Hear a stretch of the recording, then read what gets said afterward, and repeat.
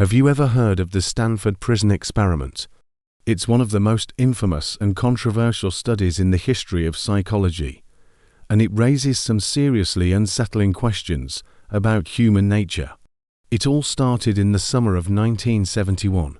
A team of researchers at Stanford University, led by psychologist Philip Zimbardo, wanted to understand how social roles influence our behavior. So, they came up with a pretty radical idea: create a simulated prison in the basement of the psychology department.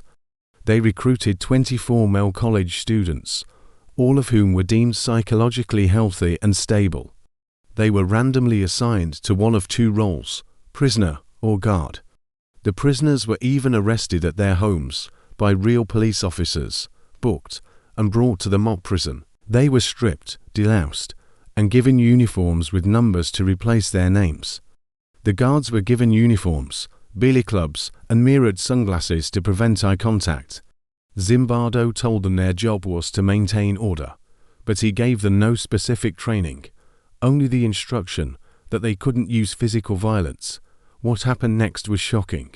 The experiment was supposed to last 2 weeks, but it had to be shut down after just 6 days.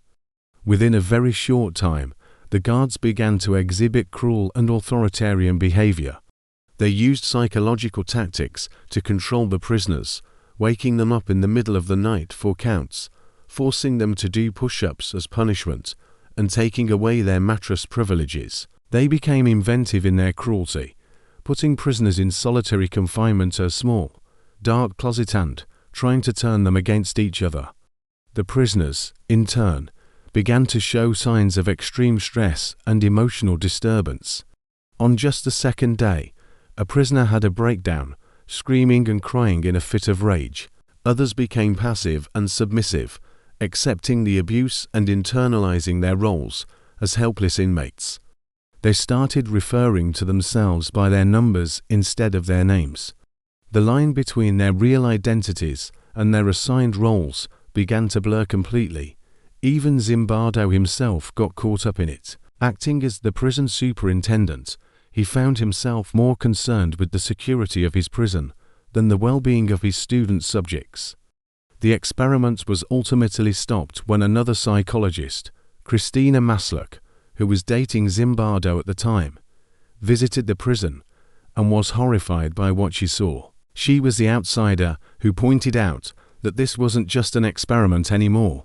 Real people were suffering.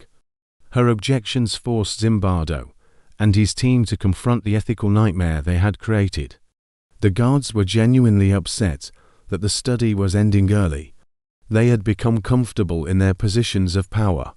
The prisoners were overwhelmingly relieved. The Stanford Prison Experiment serves as a powerful and chilling reminder of how easily good people can be influenced by toxic situations and power dynamics.